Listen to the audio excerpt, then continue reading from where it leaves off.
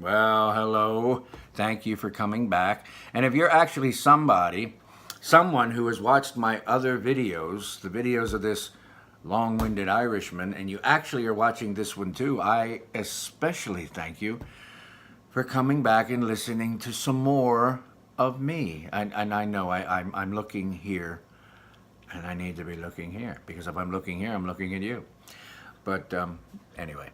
Thanks for coming back. This video, I am really truly going to concentrate so that I can try to, end this video sooner than 20 plus minutes, for goodness sake. I really am. This video is going to be, is for you, my beloved newbies. And even if you are a newbie, a new teacher, that I don't know, that I've never met, from somewhere else. Thank you so much for at least watching this far on my video. But I want you to know you mean the world to me. I call all of you my beloved newbies because I truly mean that. You have stepped into what I feel is the best profession, the best vocation there is. There are heroes out there protecting us every minute of the day, our military, our police force. We have, us, teachers, who are other heroes, who are out there expanding minds and doing grand things and planting seeds into our young people so that as they grow, these seeds will take root and hopefully help to for these kids to make maybe better choices as they move down the road. We're also planting seeds of knowledge. But teaching isn't all about just giving these kids facts. Teaching is so much more. Teaching is so much more than just giving these kids facts. Just filling their heads with curriculum. That's just a small part. If you watched any of my videos, and I've said, and I've even had people make jokes about it, where curriculum is down here and classroom management is up here, and the rest is in where, curriculum is highly important. That's where the facts are. That's where the kids' education comes from. But there's so much more to being a teacher than just the curriculum. Every school day, you're going to find that it's filled with a heck of a lot more than just curriculum, just more than what you're teaching. But this video tonight, I want to dedicate to just kind of being there, being up front of your class.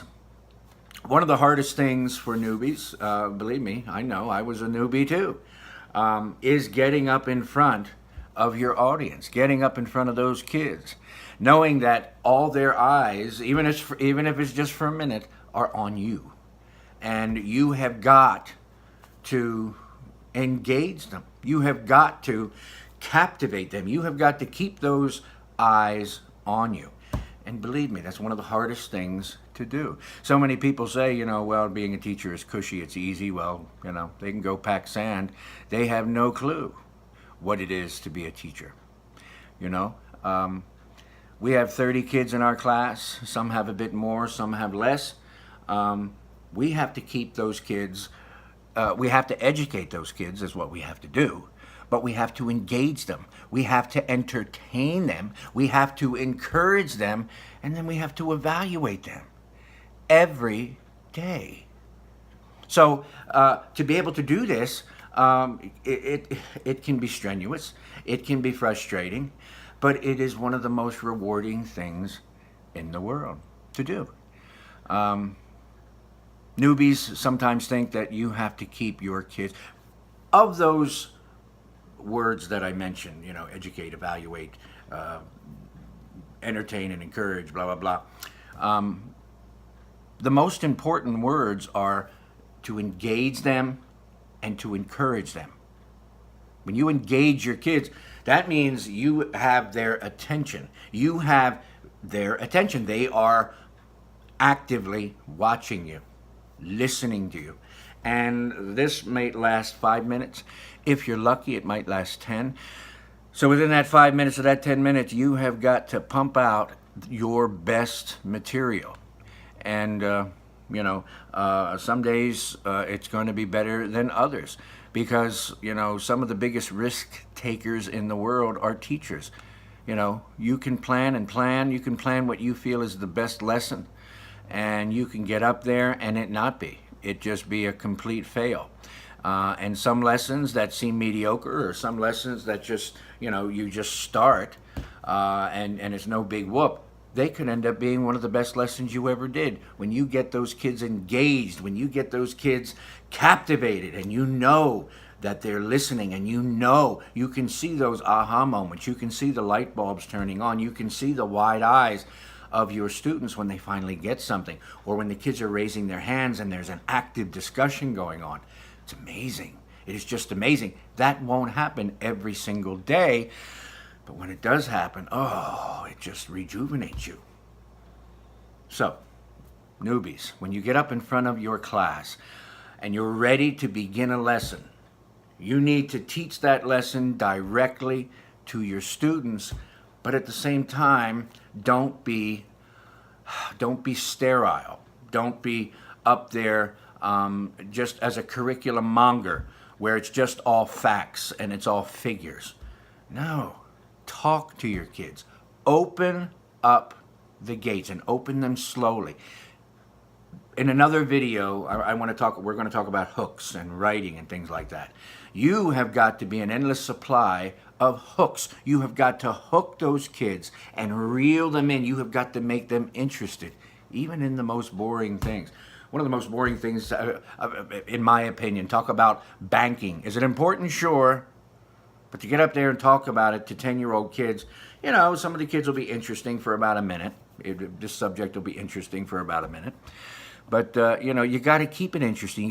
You've got to make your lesson authentic. You've got to get a hook to get those kids engaged in what you're talking about, so that they're actively listening. And you got to keep it going too. You don't want to be up there for endless talking and talking and talking and talking, because the kids, after 5, at most 10 minutes, you're going to start losing them. They're going to start zoning, and you're going to constantly have to call them back. They're going to start fidgeting and farting and everything else. So you've got to get kind of geared up, so that you can get your best stuff, your best material. When you have all those eyes locked on you, you can pump out your best stuff. You can open every lesson with something big, something grand. You have got to be P.T. Barnum, at least try to be, with every lesson. In the beginning especially, hook them. Get them interested in what you're talking about. Make it authentic. Attach it to their own lives. Let them identify with what you're shelling out, and let them also talk amongst themselves. Let them build upon things they already know, And then, as the lesson is progressing, throw out something they don't know. Start teaching something small. And then as the days progress, depending on if it's a unit or whatever, you can build on top of that, And then when you're finally ready and you need to close that lesson, bring this lesson to a close. Even if during the lesson, the kids at some point after you've modeled something, the kids are now practicing. Either they're practicing with, collaborative pairs, or you've gotten them in a group or something, or individual stuff. If they're working on a sheet or they're working on something, let them practice. The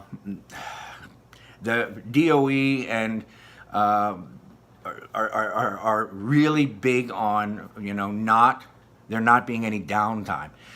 And recently, I hate to say this, but recently, even when, in my classroom, when the kids are finished something, they have their book. They have the book that they've checked out of the library, the book that they've been reading. They know to get their book and open it up and begin where they left off, start the new chapter, whatever. But they're kind of striving and pushing us to, that would be considered downtime. And they really don't want the kids to have a lot of downtime during the school day. They want to keep them actively engaged.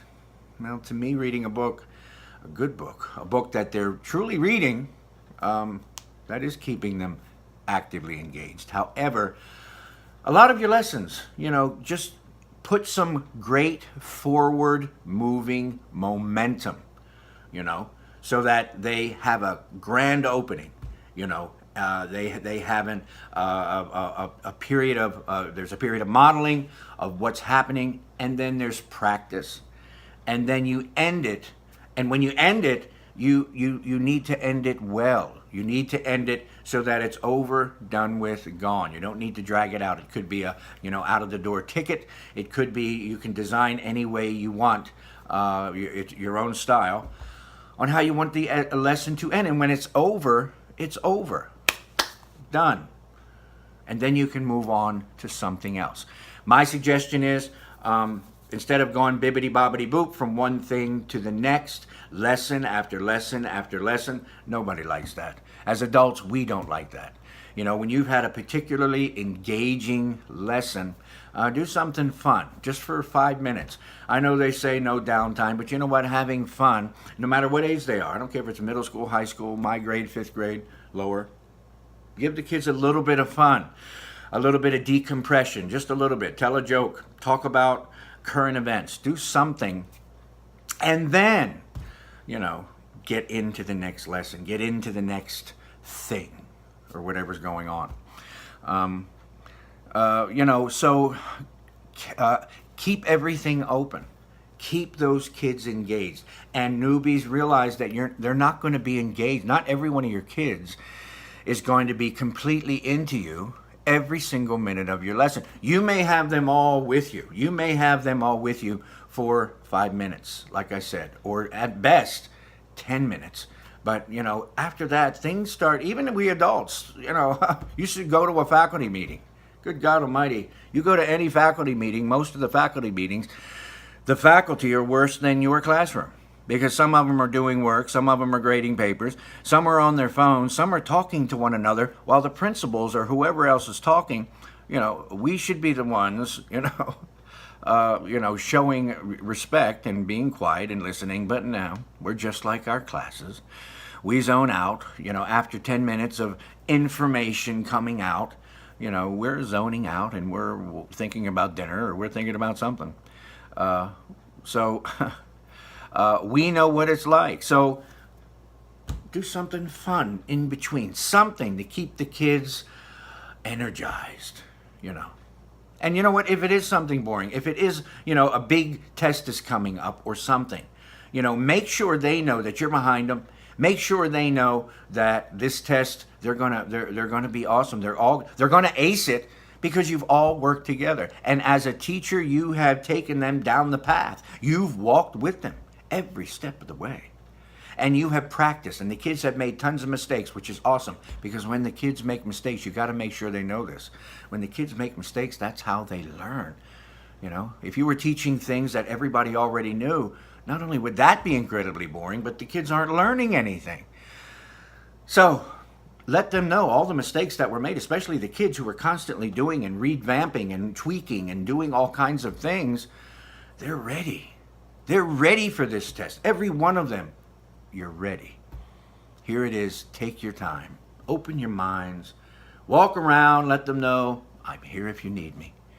And, be confident.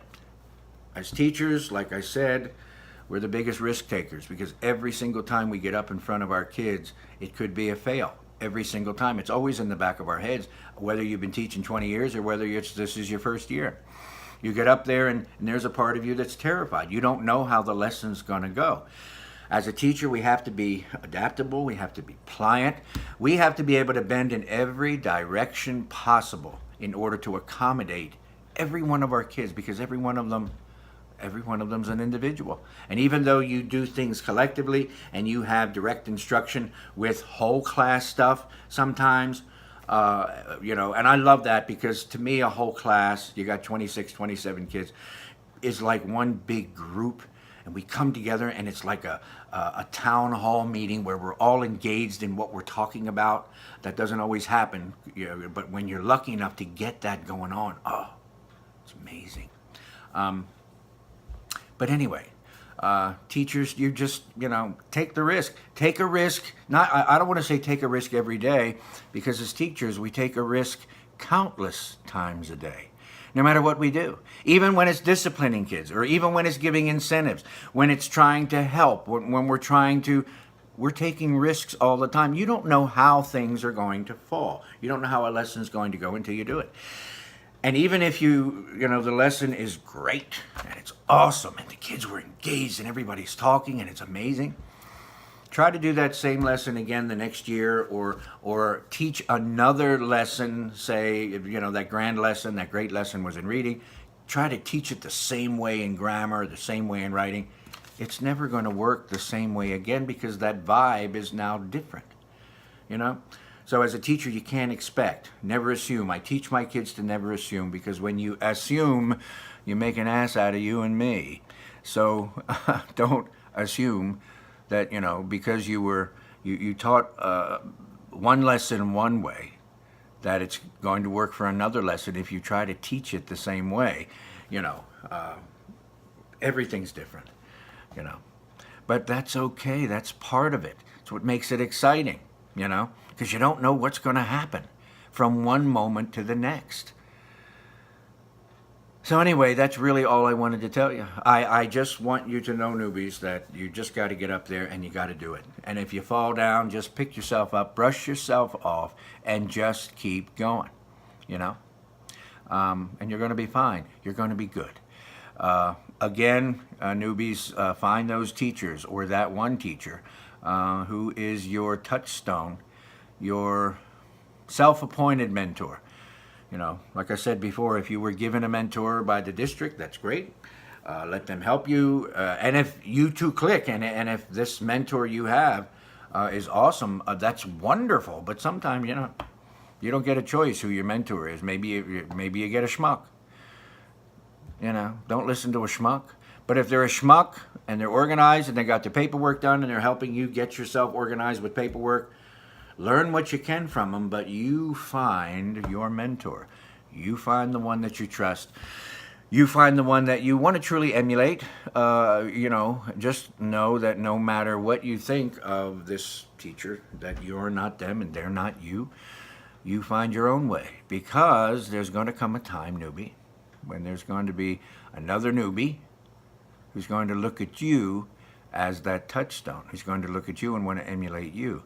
So that's only going to happen if you find your own way and you come up with your own style. So anyway, goodness, I'm at 17 minutes. Not so bad. I was hoping to be less, but whatever. I want you to take good care. It's Friday night, it's the 7th of September, and it's the weekend, and I want you to have a great time. If you're a drinker, have a glass of wine. Not in excess, though. If you're not a drinker, have a nice hot cup of tea or a nice hot cup of coffee. And have a great rest of your weekend. I wish you all the best, and I'll see you and talk with you again. Take good care, and, get some rest too. That's good. Bye-bye.